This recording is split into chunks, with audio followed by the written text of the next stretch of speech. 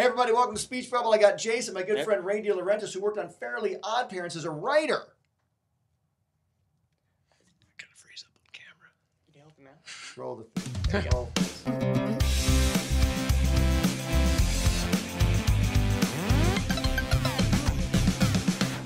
So I did a bunch of different things, and as the kids' business opened up, I tried to do more and more things. When my son was born, I decided I didn't want to leave him with the other dads who were coaches. I met your son. He's a tall, redheaded kid. He looks nothing like me. An amazing bass player. Sweet kid and an amazing classical musician. Yes, he is. So at any rate, his name is Nick. Nick DeLaurentis. Nickelodeon. That's his name. There we go. Yeah, there you go. Segue. And so. Thanks for So helping, Jason. I look for any opportunity to do it, but the problem with the kids and family business, including animation, is most of the stuff is terrible. No. Most of it is. No, and it's so not. I love the Fairly OddParents, and when I heard there was an opening on the show, it was like a dream come true for me because it was my favorite animated show. And let me jump in here. If I Yeah, can jump in. and so I met remember Butch. the day you came in because I had gone through two other story editors at the time. Yep. Two guys who were on the show and left for various reasons.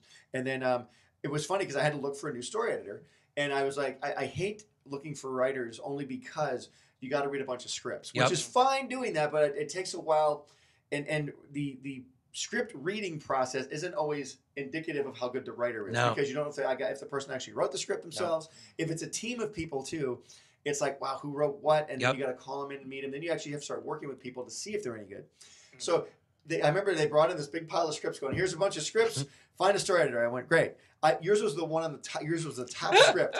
And I grabbed it, and it was about a chimp named Mr. What was his name? It was his name was the chimp, I forget the chimp's name. The caveman was named Uh-oh. I remember, oh no. But there was a chimp. There was a chimp. I remember it was As a genius chimp scientist. His name was Mr. something. Yeah, Mr. Yeah. And the first sentence, it was like the first paragraph was, Mr. So-and-so does this, he does this, he does this, he does this. By the way, Mr. So-and-so is a chimp. And I went, oh, that made me laugh. And I went, okay, this guy's funny. I'll call him in. I'll go on to the next script tomorrow. I was going to actually, and so I called you in, and I met a couple guys before you, and then you came in, you were early. You were like 20 minutes early. I'm always early. Yeah, and as we've already learned, you're very energetic, which was shocking. I can't stop it. Yeah, I know. Well, you came in and you were great. It was a great meeting, and we'll try this guy out. And then we hired you, and you were the last story editor on Fairly OddParents. Yep. You worked on Tough Puppy. Yep. And Bunsen is a Beast. Yep. We had a great time. And a bunch of pilots we did together We did a too. ton of pilots. We're going to talk about those in a sec. But you came in and you just nailed the meeting. It was really fun. And I called Rich Magianis in to meet you, our good friend Rich. Mm-hmm. And Rich was like, I think he's great. And I said, I think he is too. Let's give him a try. And then you came in. That was my Rich impression, by the way. It was a great Rich impression. Thanks yeah. very much. Thank you.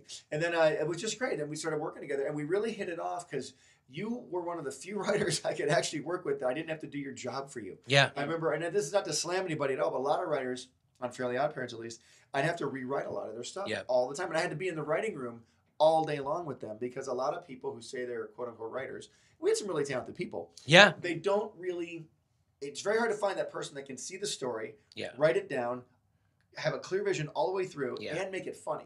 Yeah. And the trick on Fairly OddParents was, I think you said it, it's a comedy pit that you throw jokes into. It really is. Yeah, keep going. Fairly OddParents is an interesting show because normally what I do when I write a show is I break down characters, right? I thought you break down, like you cry. No, I really don't. No, I'm not a big crier. No crying, as we I'm not a fan. Yeah. No, I find it takes up too much time in the day. It actually takes up a lot of time. It's not worth it. You got to move on. Yeah. I grew up in New Jersey. Okay, I rode for a crew team that had no dock, and on the wall of the crew team on the building it said "Excuses are for the weak." There you go. So There you go. that's where I came I from. have that tattooed on Jace's chest. It works. Wait, you do? Well, when you were sleeping. Wow. When you Okay. were sleeping. It's a little anti-millennial, but it's all right. So at any rate, so it's interesting. And I broke down the characters and I said, it's interesting here because these characters are attitudes with nuanced levels that really cater only and totally to the humor, which was really interesting, I'd never really seen a show like that. And then I realized to make an episode of that show great, it was a bottomless pit to throw funny ideas in. Yeah. And it's my favorite thing to do. Yeah. I mean, a lot of times writers try to write things and they're too clean. It's like they don't stray from the line to have fun. Mm-hmm. And the spontaneity, those fun little digressions and the kooky things that happen in stories are what people remember. They're the things that are alive. They're not the kind of stuck in your head writer stuff. Right. And that show gave you the greatest ability to do that of any show ever. And then when I started working with Butch, I actually had the first writing revelation I had in 8, 10 years, which was, we're doing an episode, which is a camping episode. Right. And Butch totally broke the tone of the show. He said, no, Mom's on, the girls were on a camping trip that was going amazingly well, like ridiculously well, and the guys were in hell. Okay, they're being chased by a bear, being stung by bees, poison ivy. And Butch said, I like to do it like where Mom's there, and like birds are flying around and doing her hair like in a Disney movie. I said, but that doesn't make any sense with the tone. He said, but it's funny. And I said, oh, yeah. My own rule expanded upon. So it was really interesting for me. And I said this when we had your dinner at Nickelodeon. It opened up my brain, and that show really allowed you to break tone.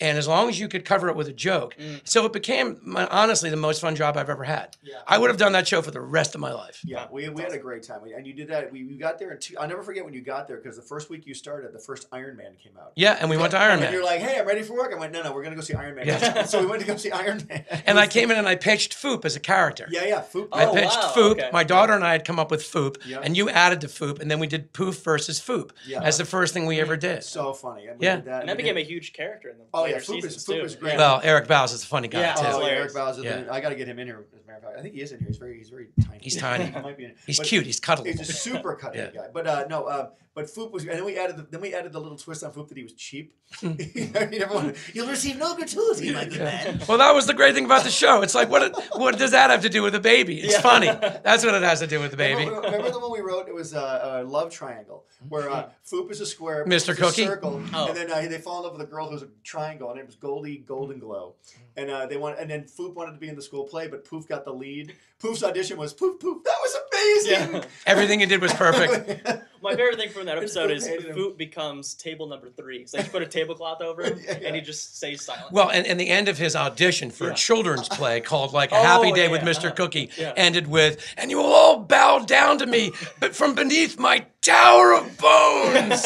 It was like, you could not put that on TV now. It was the end of days. It was the end of days. That's the way. I'm taking the liberty of rewriting some of the scenes. Yeah. It was the end of days. He rewrote the play so that Poof would be killed. Yeah. Basically.